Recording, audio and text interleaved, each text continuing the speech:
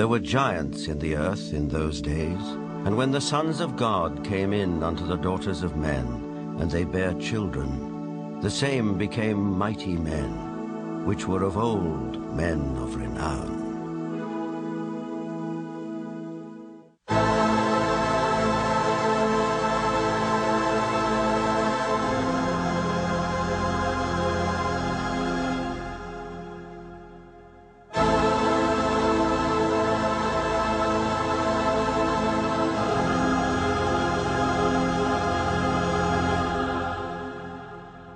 The Maya and Incas of South America believed a race of giants existed on Earth before the Great Flood.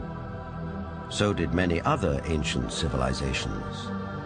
Some took them for gods, others left likenesses of them in stone or wrote about them in their histories. The Greeks and Romans told of blood falling from heaven and landing in the lap of the earth goddess Gaia, who gave birth to the Titans, a race of fearsome giants.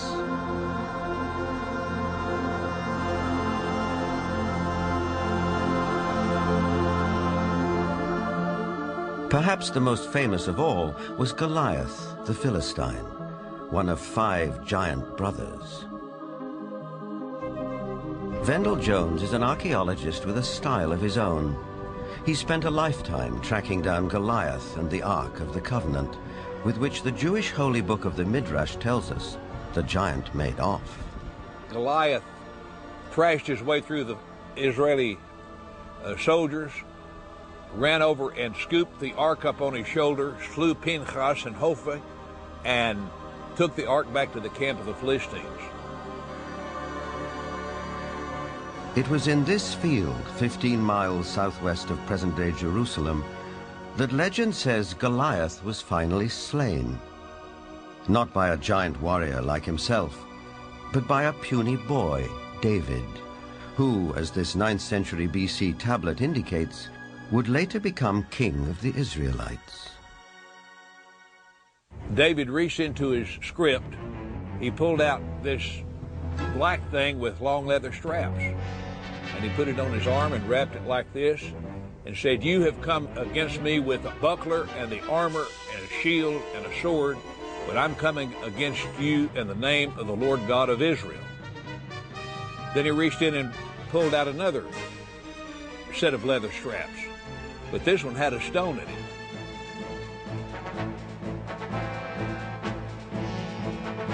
And like this, the shepherd boy cracked Goliath, stunned him. He didn't kill him. Goliath fell on his hands and knees. David ran over and took the sword of Goliath, this enormous sword that had killed Hophni and Pinchas. And with Goliath's sword, he decapitated him. Just 2 miles from where the famous fight took place stands an 80-foot overgrown mound. This is believed to be Goliath's final resting place, though no one knows for sure because it's never been excavated.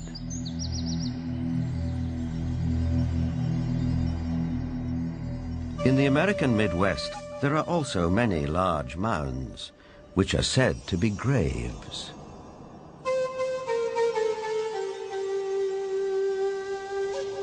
An author who has sold over 15 million books and written extensively on giants is Brad Steiger.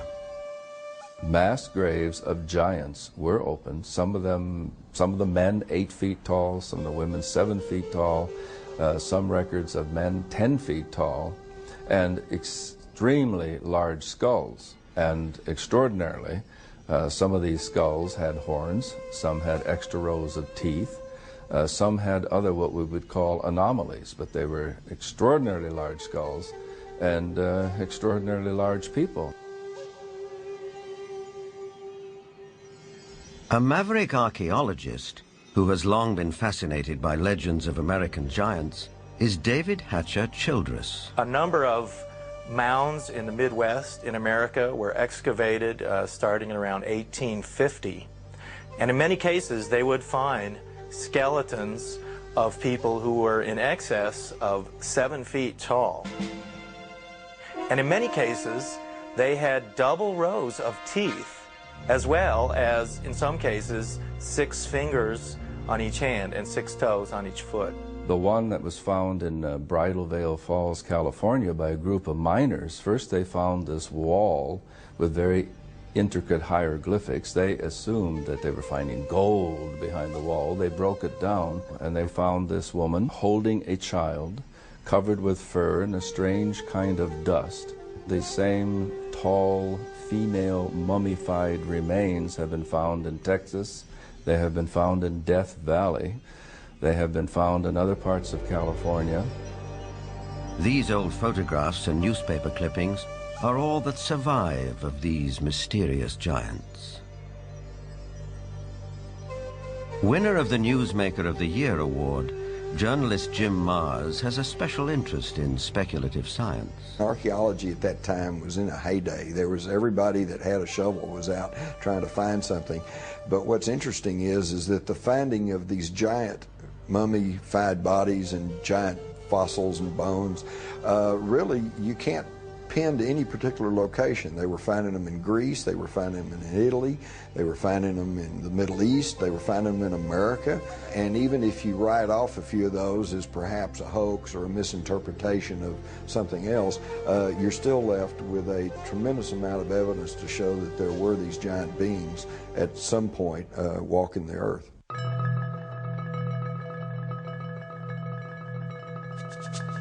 In 1912, ranchers started coming to this isolated cave near Lovelock, Nevada, to dig out bat guano for fertilizer. Inside, a surprise was waiting for them. They began excavating the 10 to 15 feet of guano that was here in this cave. They started discovering some unusual artifacts. They found duck decoys and baskets, other things for hunting and fishing in the nearby lake that's now drying up. But then they made some very unusual discoveries, and those were of red-haired giants that were mummified. These giants were 6.5 to 7 feet tall. In many cases they were mummified, wrapped up like Egyptian mummies, and they had long red hair going down to their shoulders. The ranchers couldn't explain it. It was the strangest thing they'd ever seen. But the Paiute Indians who lived around here knew all about it. In fact, back in 1883, Sarah Winnemucca, a Paiute Indian princess, had written a book called Life Among the Paiutes. In that book, she talked all about the giant, red-haired people who used to live around this lake and live in this cave. She claimed they were cannibals. That tribe would eat the dead. They would make war on my people. My people went to work and gathered wood to fill up the mouth of the cave. At last my people set it on fire and called out to them, "Give up or you will die." But no answer came. Now, one of the great mysteries of the West is what happened to these giants? There was nearly 60 skeletons brought out of this cave, but today they're nowhere to be found. Is it that there is some kind of archaeological cover-up that has occurred here? Something that concerns giants? Perhaps the entire story may be a rural legend, or like tons of buffalo bones, the remains may have been burned and used with the bat guano as fertilizer. Whatever the explanation, proof that there were giants here has disappeared. Yet at the same time, tantalizing clues to their existence can be found all over the world.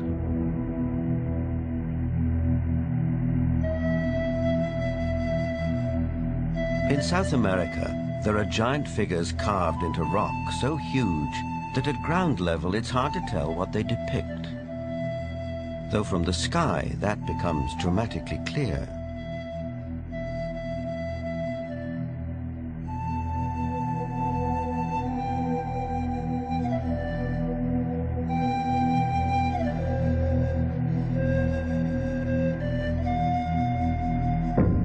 This one in Chile, known as Cerro Unitas, at over 300 feet high, is believed to be the largest representation of a human-like figure in the world.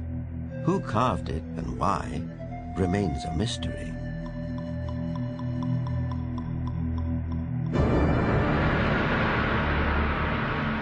Half a world away, in the United Kingdom, other giant figures stare up into the sky.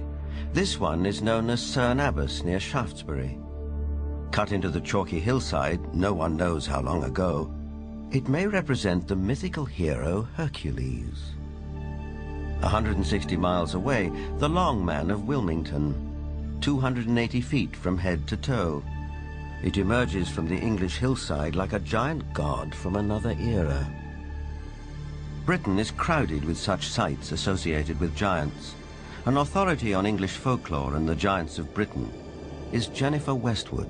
In the beginning, in Britain, it was inhabited only by giants. And in those days, it was called Albion. And after the fall of Troy, a hero called Brutus came here with all his men and decided to conquer Albion. And so they battled for a bit with all these very savage giants.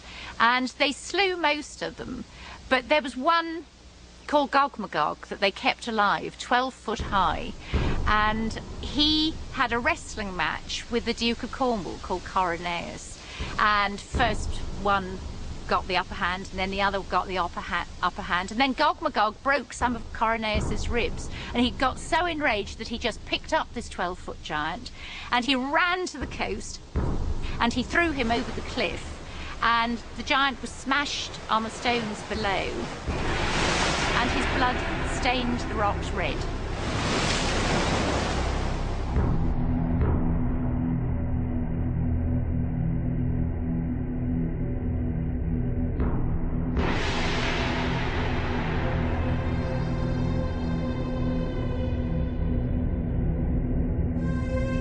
Giants also figure in the mythology of Stonehenge, arguably the most famous megalithic structure in the world. These massive standing stones, the largest 30 feet tall and weighing 50 tons, were erected here thousands of years ago. The early Britons called the stone circle the Giant's Dance and believed giants had built it. Who really built Stonehenge and how they did it are enduring mysteries. Perhaps in the end, we have to turn to legends for an answer. This was somebody in the past with a technology that we don't have, or a magical skill we don't have, creating these things.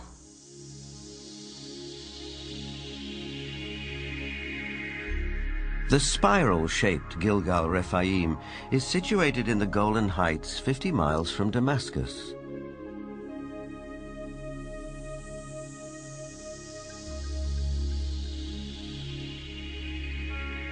Constructed from an estimated 40,000 tons of loose rocks, it is remarkably reminiscent of Stonehenge. Both have been dated at around 5,000 years old and have similar megalithic stones. And like Stonehenge, Gilgal is also said to be associated with giants. Only in this case, there's biblical text which seems to support the claim.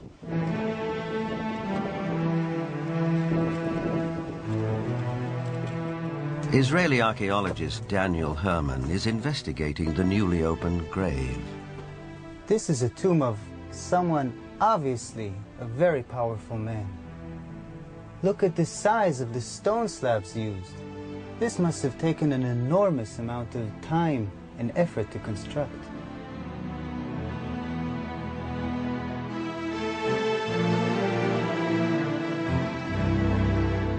When the Israelites came here and wrote their Bible, it was already here. They saw it.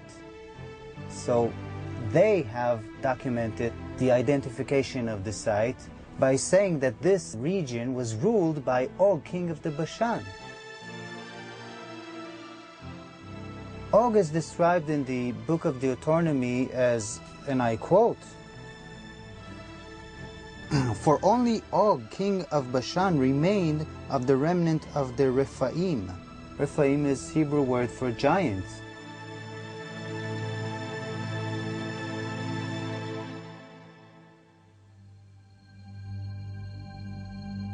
The surface of our planet is strewn with gigantic constructions dating back thousands of years.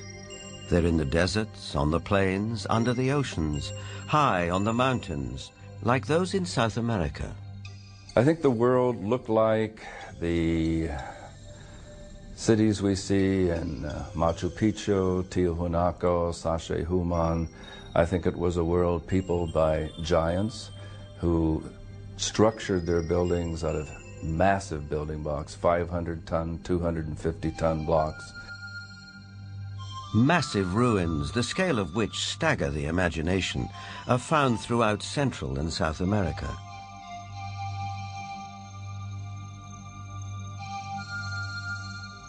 Even a skeptic might be tempted to ask, who could have built these architectural wonders, if not a race of giants?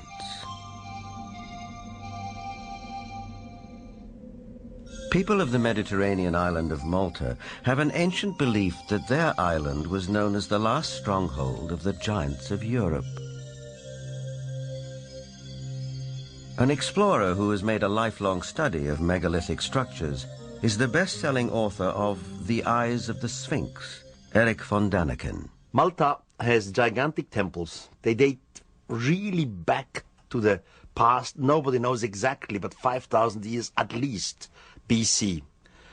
And one of the temple in Gozo still today has the name the Temple of Giant, Gigantia, they call it there.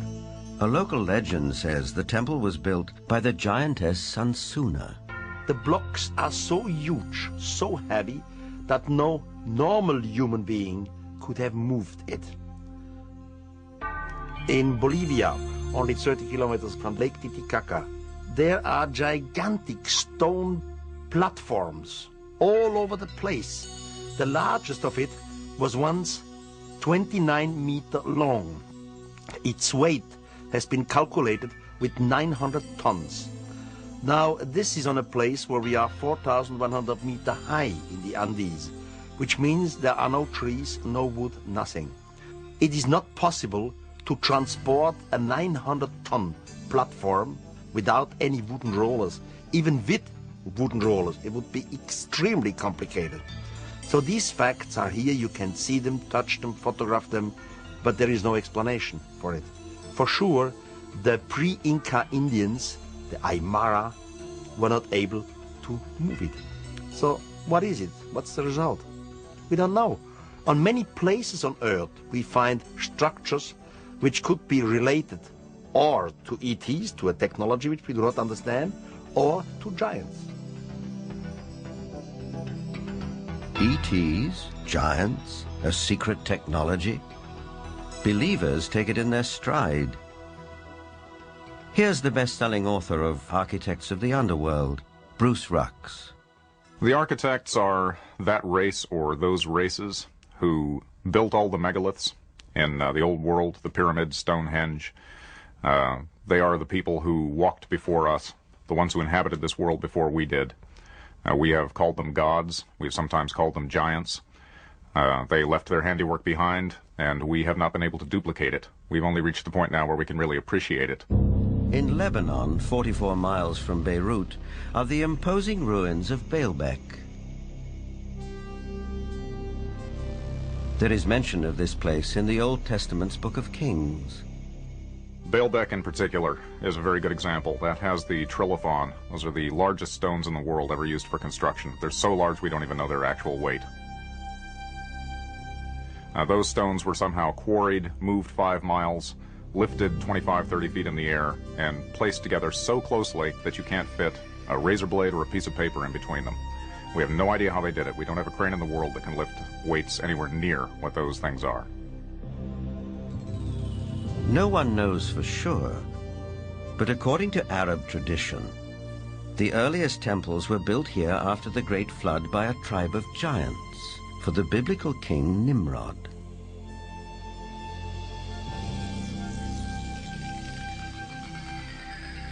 But what exactly do we mean by the word giant? Bloodthirsty monsters like the one-eyed Cyclops of Homer's Odyssey? Or the fee-fi-fo-fum ogres of children's 's fairy tales? Or could it also include peaceable giants, living as you and I do, walking the streets of our cities in the full light of day?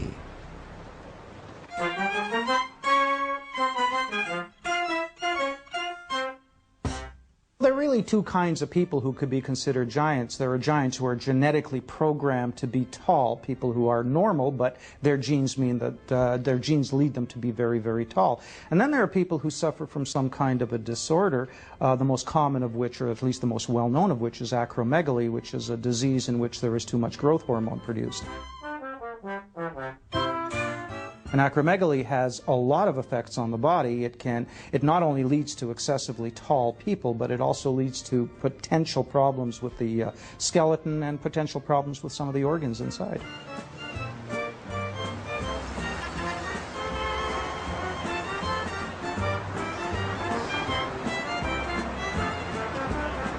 Ryan is a healthy, well-proportioned, 7-foot-tall, normal young man. I just wish I were as tall as he was.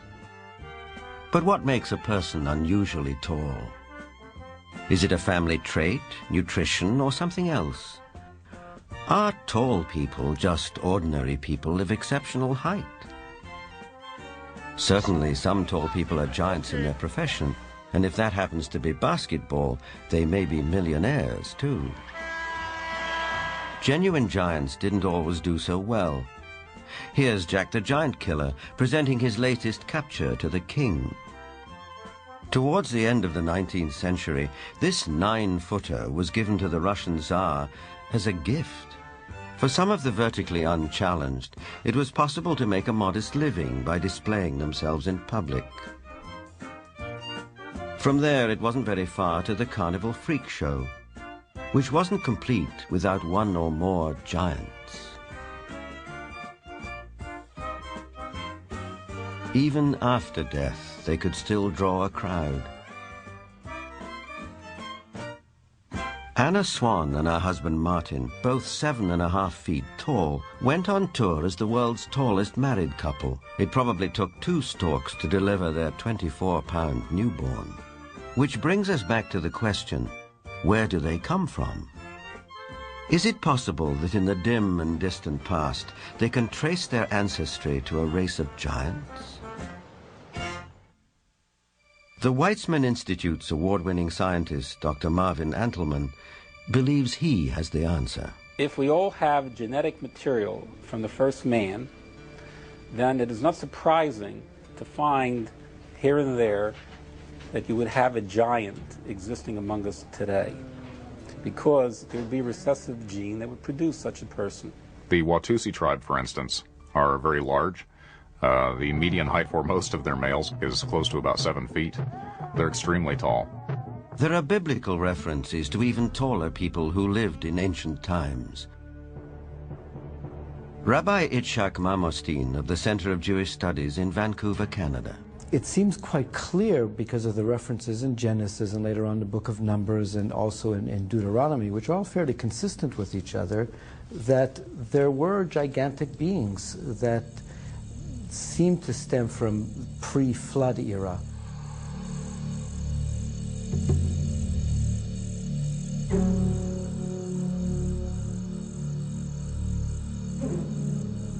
Is it possible that environmental conditions of past ages favored the development of giants? Certainly we know from fossil evidence that some species, like dinosaurs, grew many times larger than they do today. A supporter of this thought-provoking and controversial theory is Dr. Carl Bohr. Optimal genetic expression means the best that the organism has within the DNA is expressed because of favorable atmospheric conditions. Based on fossil evidence, trees like the California giant sequoia grew much larger than they do today.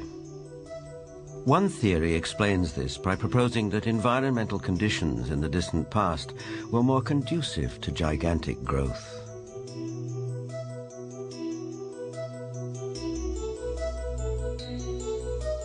Under these described conditions, plants and animals would live longer, be much larger, and that's precisely what we find in the geologic column in the fossil record. Plants were much larger. All living systems were larger. We have animals that today have an 8 or 9 foot stature with a 16 to 20 foot stature. We have insects such as the dragonfly. Today, the dragonfly has perhaps a 4-inch wingspan. In the fossil record, his counterpart, Meganeuropsis, had up to a 5-foot wingspan. Everything was larger in the past. I'm of the opinion that under better atmospheric conditions, people were living not only longer, but they were taller, much taller.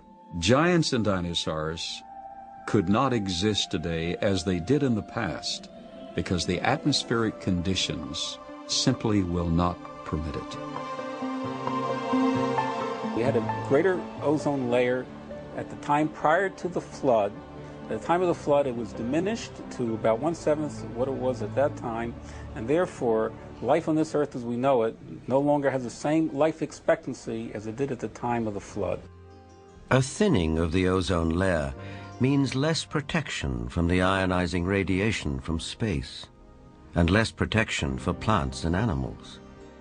Being interested in Earth's original conditions, after 35 years of research on those parameters, I've attempted to reconstruct that context.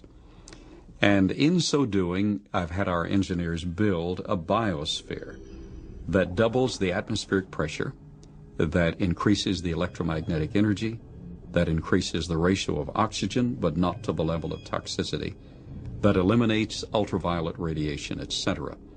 And the experiments that we've run have been very gratifying.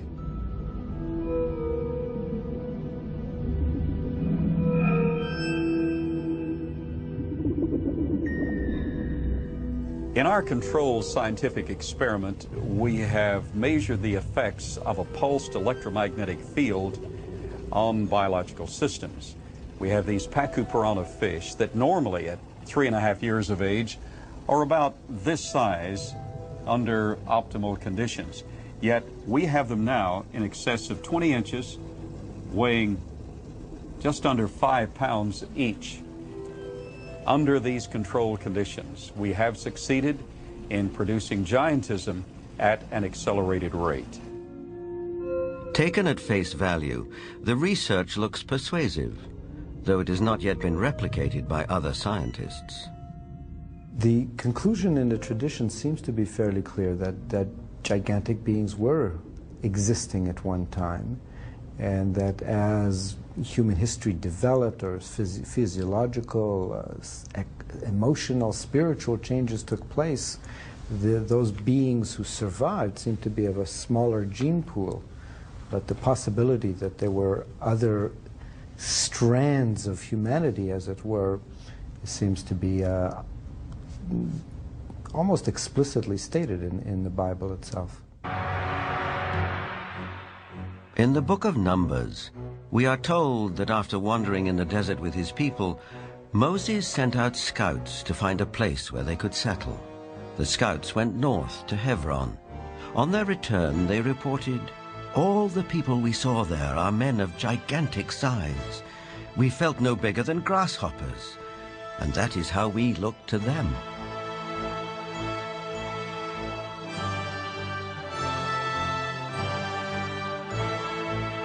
The tribes continued northeast to Mount Seir, known today as Petra in Jordan. But that too, as mentioned in the Bible, had been settled by giants. Wherever they looked, it seemed they found the remnants of giants.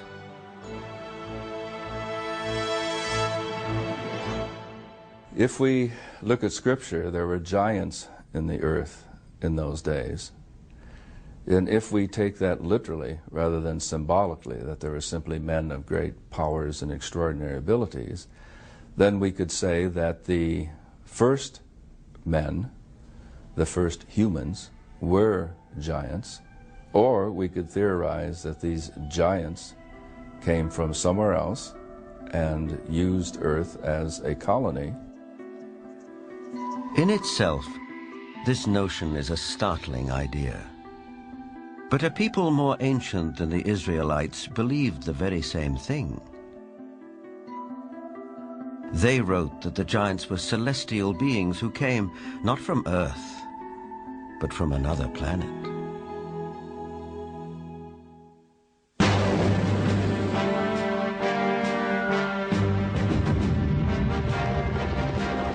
This is the battleground of the Gulf War. We know it as Iraq. In the distant past, several great civilizations sprang up here. One of them, Babylon, was legendary for its wealth and splendor.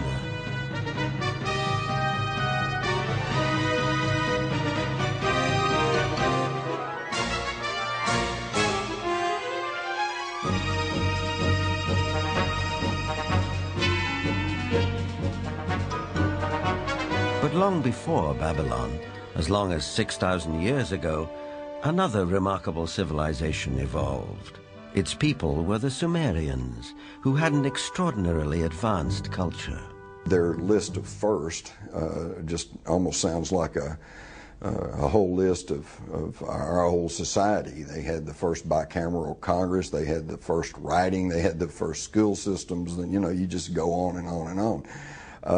So you have to ask, well, where did all this come from? And I think that you need to turn to the ancient Sumerians themselves and listen very carefully to what they have to say, because what they have to say, not just in one place, but over and over and over again, is that they were taught civilization by these beings that came from the heavens to the earth. They call them the Anunnaki.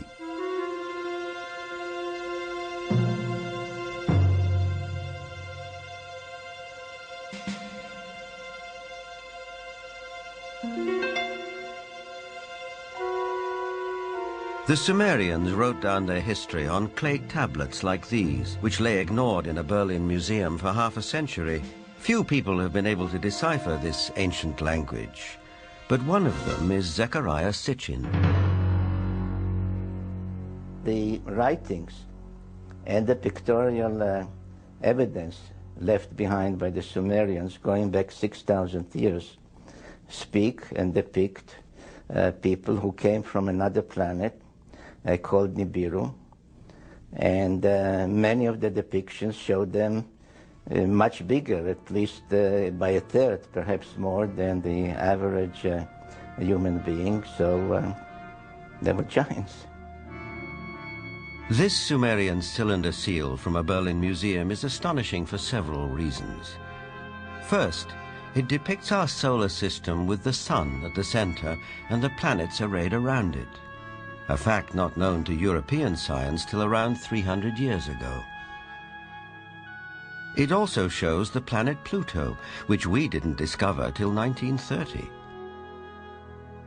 And amazingly, there's another planet, which the Sumerians called Nibiru, and believed that it was from where the Anunnaki, or celestial giants, came from. If you look at the three figures depicted here, they all look more or less the same size.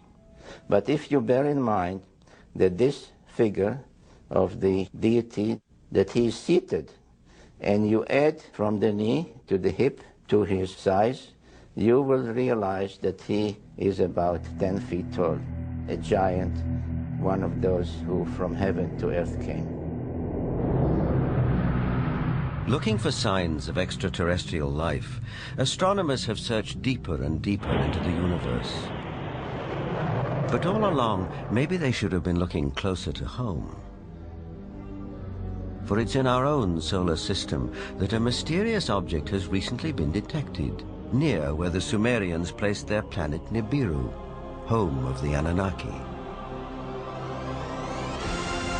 For the believers, this is convincing evidence that the celestial giants are real.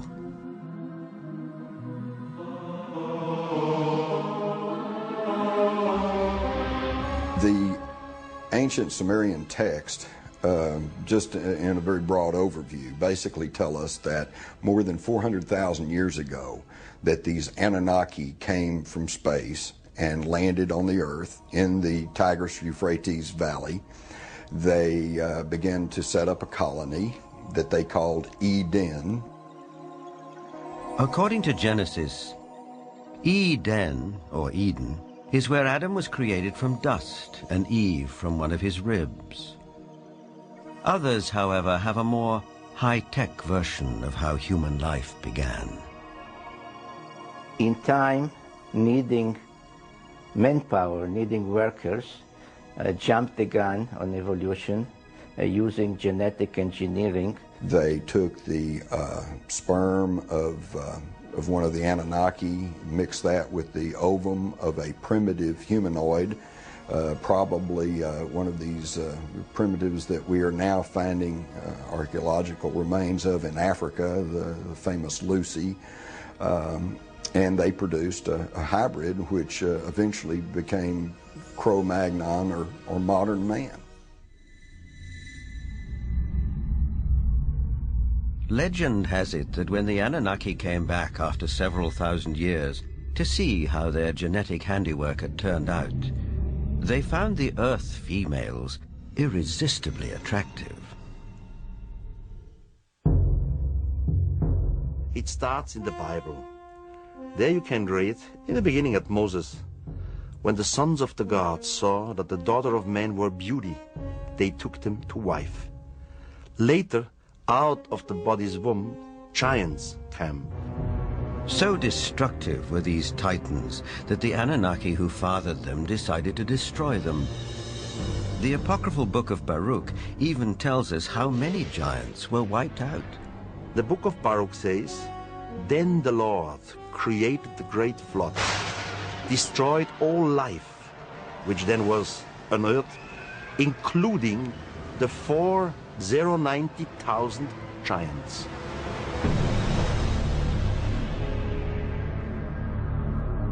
As the story goes, some of the Titans survived, but their reign as rulers of the earth was over, and humans became the dominant species. Still, the giants live on in memory, like something deep-rooted that comes from the beginnings of our existence. For some, this is far more than a simple memory. Perhaps they are the ones who report more and more encounters with giants emerging from UFOs. These believers will assure you that the Anunnaki or celestial giants are coming back.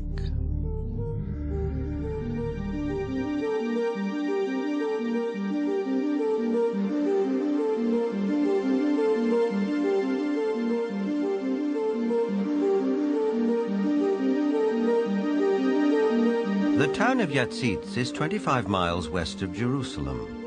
On January the 3rd, 1996, Chief of Security Herzl Constantini was at home when he heard a strange noise outside.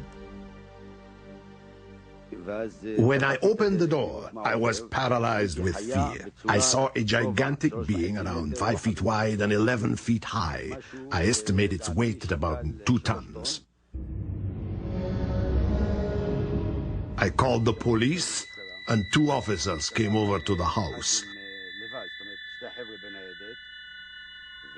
They laughed at us and accused me of drinking. But when the trackers came and saw the prints, they stopped laughing.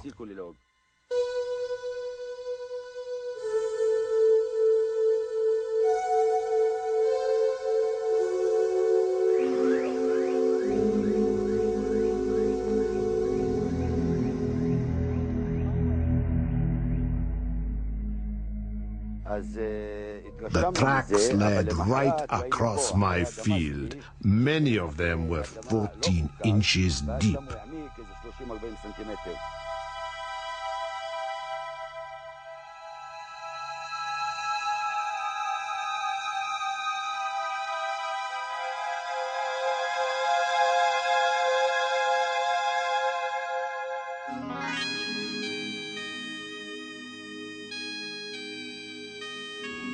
Over the past 10 years, reported sightings of UFOs with giant occupants have been on the increase. Former director of the British UFO Research Association, Jenny Randles, is familiar with these statistics. From an analysis of 15,000 encounters with beings, giant encounters have increased every single year since the 1965 period onwards, and we are therefore getting far more reports of giants being seen today than we did 30 or 40 years ago. The apocryphal books of Enoch are believed by many to be over 5,000 years old. In them, Enoch writes about how he was taken up to the heavens by two men of great height. In this celestial journey, he also talks of meeting those who from heaven to earth came. Two huge men appeared to me, the like of which I had never seen on earth. Their faces were shining like the sun. Their eyes, too, were like a burning light. And they took me up and carried me to the first heaven. And they fly with their wings and do the rounds of all the planets. They led before my face the elders, the rulers of the stellar orders. These groups carry out and carefully study the movements of the stars. Enoch is taken up to the sky at least 3 times. In our today's view, we would say he was taken up to a mother spaceship.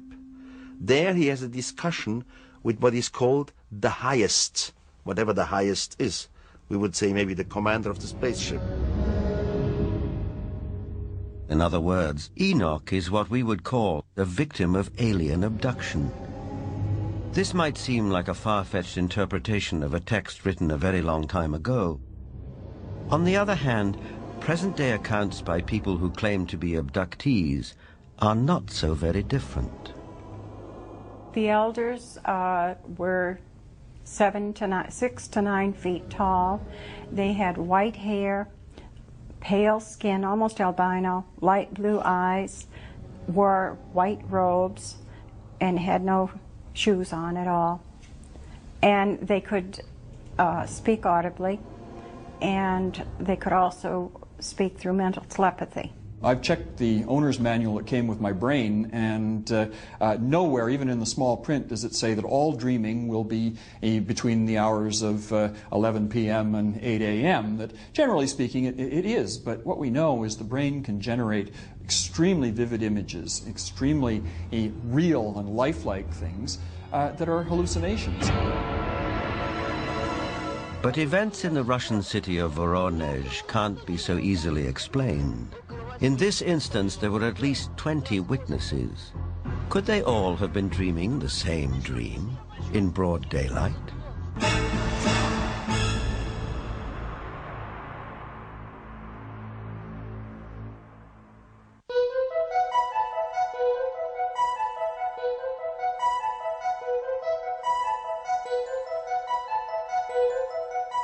In September of 1989, something happened in the city of Voronezh, 200 miles south of Moscow, which caught the attention of the world press. For several weeks, strange lights were seen over the city. Then on September the 27th, it was reported that a spacecraft landed in one of the city's public parks, from which 3 alien giant figures emerged. Nothing remotely like this had happened in Voronezh before. Before coming to America in 1990, Ukrainian journalist Paul Stonehill covered the Voronezh story for the international press. Top Voronezh researchers of anomalous phenomena, who include scientists, geologists, and also some military people, went to the site immediately thereafter. They were on the site on the 3rd of October studying and collecting specimens.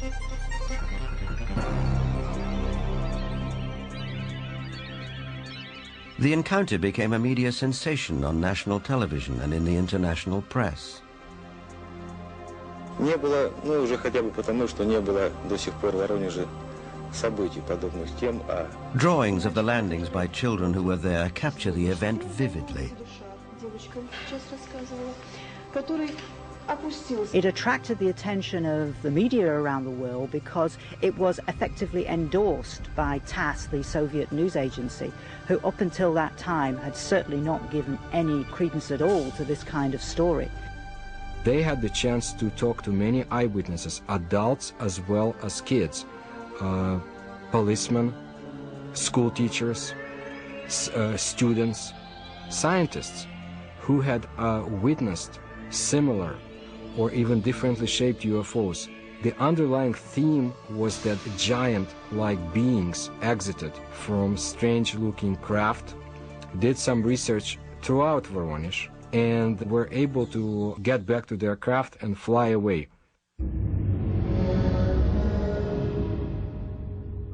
For once we had a genuine large number of people all correlating with one another, describing the appearance of these giants. So it was not a case of you simply believe a witness or you don't.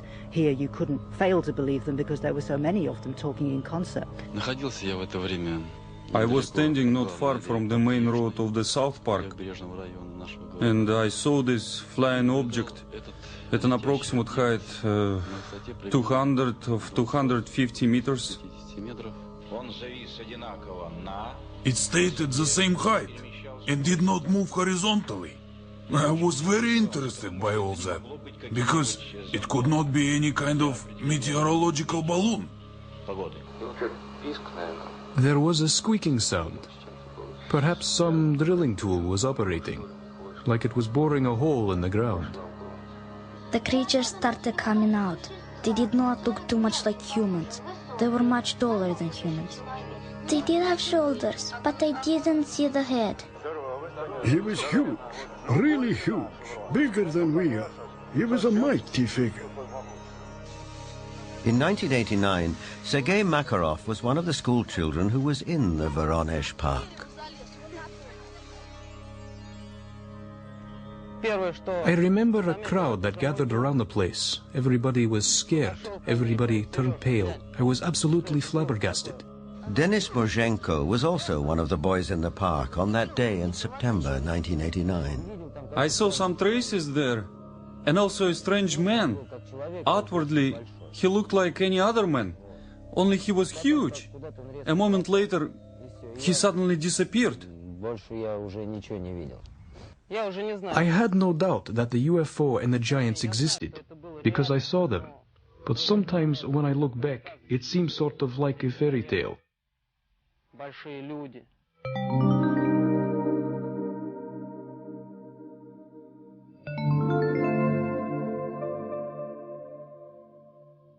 What we're seeing today is very much what we have seen all throughout history. It's nothing new. Anything going on with the UFO phenomenon today is something that has always been around, and you can find it in ancient mythology all over the world.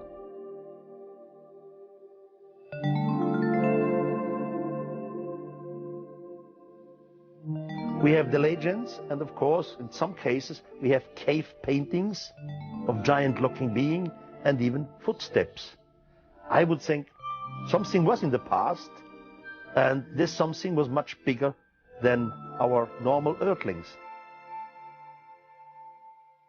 Were they indeed our fathers? They were the patriarchs who came before us, that all the legends refer to, the giants, the Olympians who lived before us.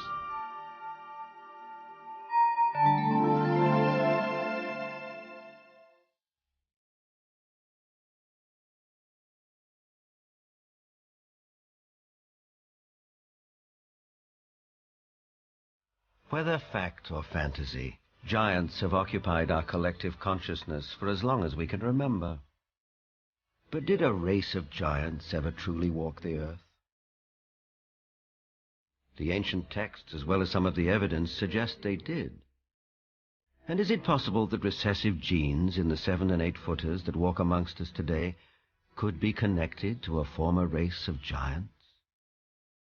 Now, with reports like the giants of Voronezh, one wonders if perhaps the godlike giants of the Sumerians are coming back. But whether they are real, imagined, or allegorical, one thing is for sure. The mystery and the myth of giants will be with us for a long time to come.